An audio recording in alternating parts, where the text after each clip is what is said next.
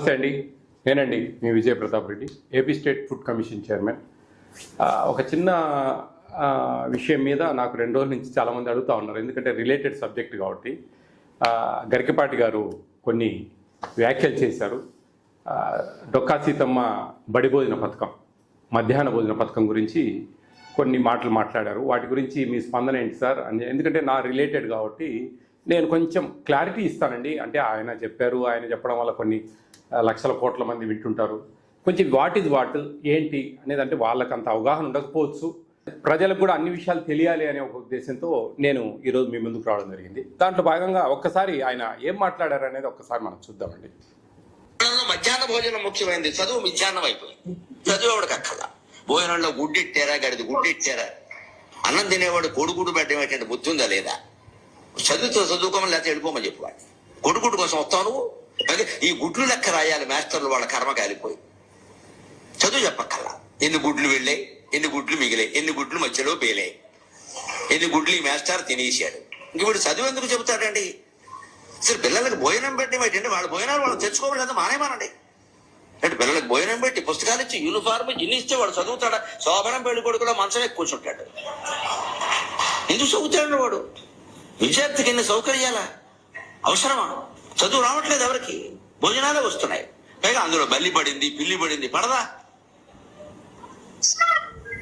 ఆ వండి పెట్టే వాళ్ళకి డబ్బులు ఉండవు. ఎక్కడి నుంచి ఇస్తారు? ఎంతమందికి ఇస్తారమ్మా? గార పోస్తారు ప్రభుత్వం వాళ్ళు. ఎక్కడి నుంచి ఉన్నాయి డబ్బులు? ఇక్కడ నీ డబ్బులు పెట్టి నువ్వు చదువుకో, నీ అన్నం నువ్వు తిను, నీ బట్టలు నువ్వు కట్టుకో, నీకు ఇష్టమైతే చదువు. ప్రభుత్వం పని ఏమిటంటే, ఉభయ తెలుగు రాష్ట్రాల పెద్దలందరూ వింటారు నా కెమెరా ద్వారా కాబట్టి చెబుతున్నా, ప్రభుత్వం కర్తవ్యం బాగా చదువు చెప్పడం తప్ప పుస్తకాలు ఇవ్వడం, బట్టలు కుట్టించడం, అన్నం పెట్టడం కాదు. ఇది కొంచెం బాధాకరమైన విషయాలు. ఎందుకంటే ఈ మిడ్ డే మీల్స్ అనేది పేద పిల్లల హక్కు. మనము జనరల్గా ఆలోచిస్తే ఇది ఒక ఫ్యాషన్, అదొక లగ్జరీ కాదండి. పిల్లలు పెట్టే భోజనం ఒక లగ్జరీ కాదు, అది వాళ్ళ జన్మ హక్కు.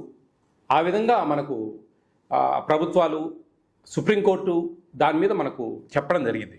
దీంట్లో ముఖ్యంగా దాదాపు 1960లో తమిళనాడులో ఈ మధ్యాహ్న భోజన పథకాన్ని అప్పటి ముఖ్యమంత్రి వర్యులు కుమారస్వామి కామరాజ్ గారు ఆయన ప్రారంభించడం జరిగింది. దాని తర్వాత 1996లో మొత్తం ఇండియా అంతా ఇంప్లిమెంటేషన్ చేశారు. అప్పుడు 1 to 5th వరకు మాత్రమే మధ్యాహ్న భోజనం ఇచ్చేవాళ్ళు. 2003లో పూర్తి స్థాయిలో 10th క్లాస్ వరకు, ఫస్ట్ క్లాస్ నుంచి ఈ మధ్యాహ్న భోజన పథకం అనేది అమలు చేస్తున్నారు. దీంట్లో ముఖ్యంగా ఒకటి గమనించాలండి అందరూ కూడా. దీంట్లో ఆర్టికల్ 21 రైట్ ఆఫ్ లైఫ్ అని మన రాజ్యాంగంలో ఒకటి ఉందండి. దీనికి సపోర్ట్ చేస్తూ సుప్రీంకోర్టు చెప్పిన మాటలు కూడా దీంట్లో మిళితమై ఉన్నాయి.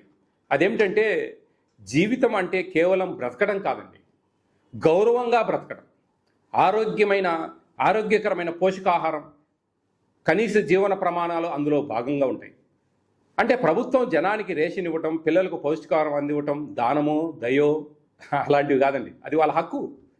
భారతదేశంలో పుట్టినందుకు మనకు అది ఒక హక్కుగా పరిగణించారు.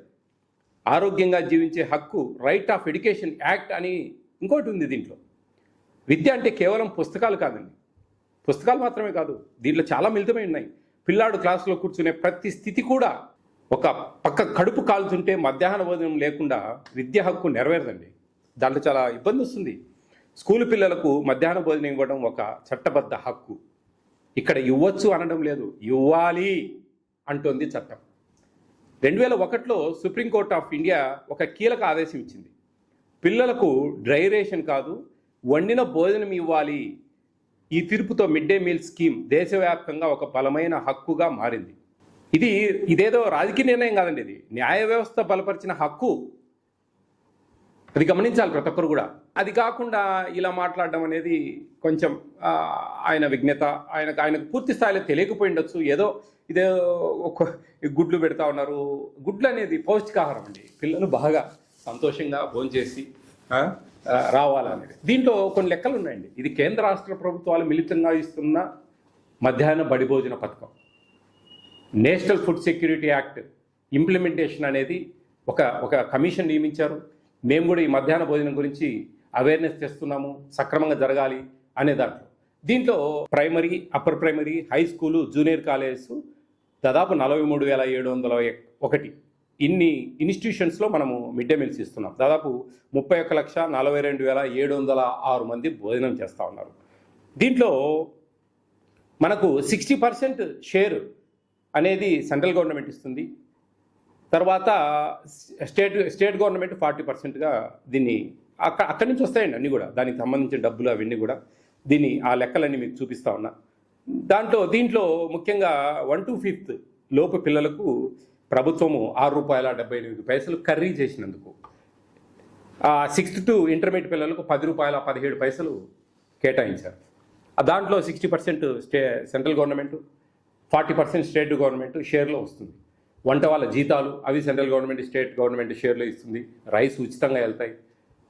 ఎగ్స్, చిక్కీస్ ప్లస్ రాగి మాల్ట్కు సంబంధించి, రాగి మాల్ట్ అండి ఇది సత్యసాయి ట్రస్ట్ వాళ్ళు 50% వాళ్ళు, 50% స్టేట్ గవర్నమెంట్ పెట్టుకుంటా ఉంది. రాగి మాల్ట్ బెల్లానికి, జాగ్రీకి. ఇది గమనించాలి అందరూ కూడా.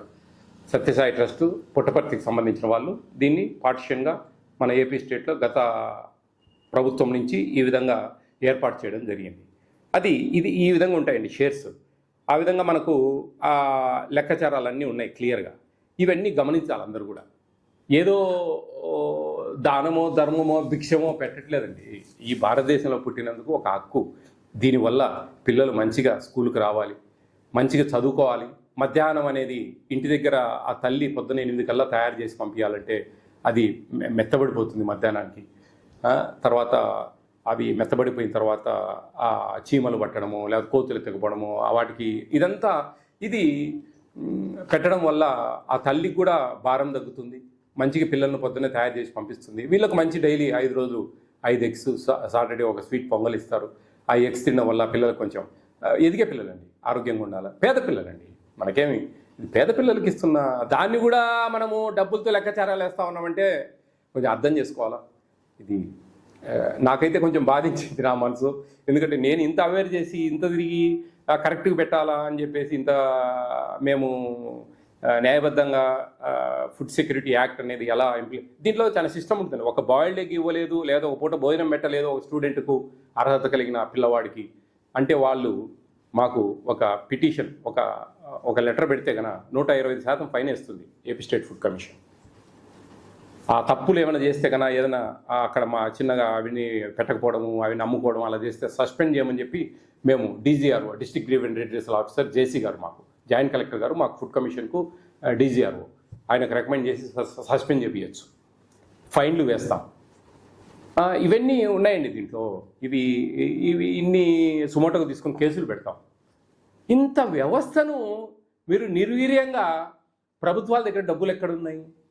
కేంద్ర రాష్ట్ర ప్రభుత్వాలకు కొన్ని కోట్ల మంది ట్యాక్సులు కడతా ఉంటే ఇటువంటి పిల్లలు కొంచెం భవిష్యత్తులో బాగా పైకి రావాలి అంటే అన్నం ఏందండి అది? నిత్య పెళ్లి కొడుకు, శోభనం పెళ్లి కొడుకు, గాడిద గుడ్డు, అందరినీ అవమానించినట్టుగా మాట్లాడడం అనేది బాధాకరం. మనం ఏదైనా రికమెండ్ చేయండి, ఇంకా మీరు ఏ విధంగా పెడితే బాగుంటుంది. ఈరోజు ఏజెన్సీలు వండుతూ ఉన్నాయి, వంట ఏజెన్సీలు, వాళ్ళకే బిల్స్ అన్నీ వస్తాయి. ఇప్పుడు మన వైఎస్ఆర్ కడప డిస్టిక్లో ఒక 2 పైలట్ కార్యక్రమాల కింద సీకే దిండా, జమ్మలమడుగులో స్మార్ట్ కిచెన్ అని చెప్పి స్టార్ట్ చేసి ఆ చుట్టుపక్కల ఉండే, ఆ మండలంలో చుట్టుపక్కల ఉండే ఒక మండలానికి అట్లా అందరికీ ఆటోల ద్వారా సప్లై చేస్తూ ఉన్నారు.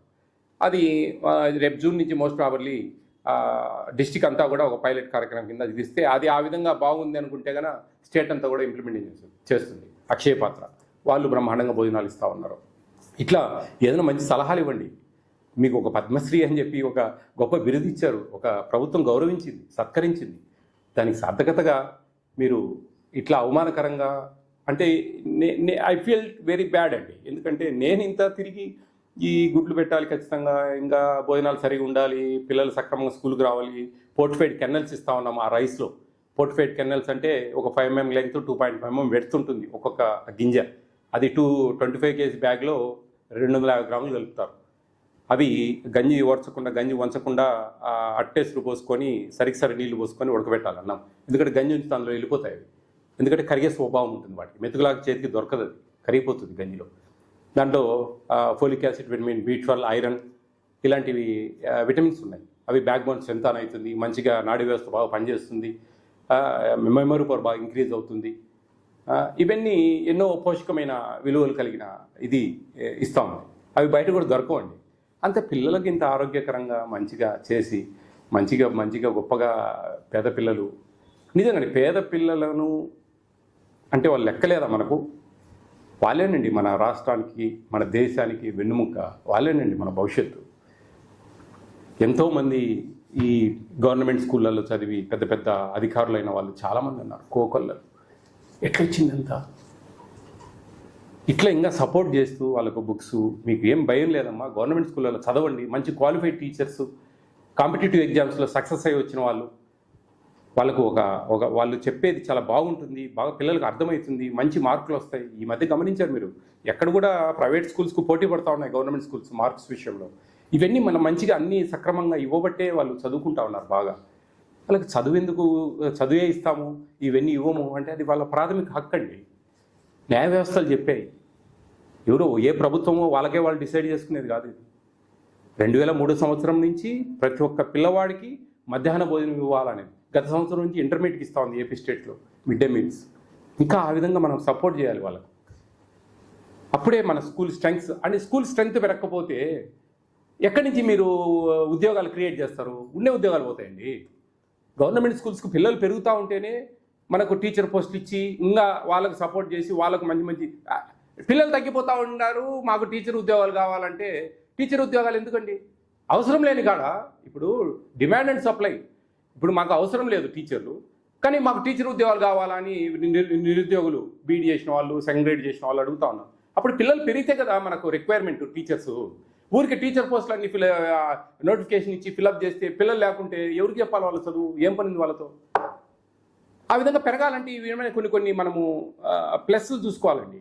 బట్టలు ఇవ్వడము, షూస్ ఇవ్వడము, మంచిగా వాళ్ళకి మంచి భోజనాలు ఇవ్వడము, బుక్స్ ఇవ్వడము, ఇలాంటివన్నీ కూడా కొన్ని చేయగలిగితే వాళ్ళని మనం రాబట్టుకుంటాం పిల్లల్ని. అరే మాకు వాళ్ళకు ధైర్యం ఉంటుంది, ఒక భరోసా ఉంటుంది, మంచి చదువులు వస్తే మంచి భోజనాలు పెడుతున్నారు, అన్నీ మాకు ఉచితంగా ఇస్తూ ఉన్నారు కదా అనే ఉద్దేశం. అట్లా ప్రభుత్వం దగ్గర డబ్బులు లేవని ప్రభుత్వాన్ని అవమానకరంగా, పేద పిల్లలకు పెట్టే భోజనాల మీద మనం కొన్ని అవమానకరంగా మాట్లాడడం అనేది మీ విజ్ఞత అండి. నేనైతే నచ్చుకున్న విషయాలు ఎంతోమంది అడుగుతూ ఉన్నాను. నా మనస్సులోని మాటలు నేను చెప్పగలిగాను. ఏంటి what is mid day meals అనేది తెలుసుకుంటారని. థ్యాంక్ యూ అన్నాడు.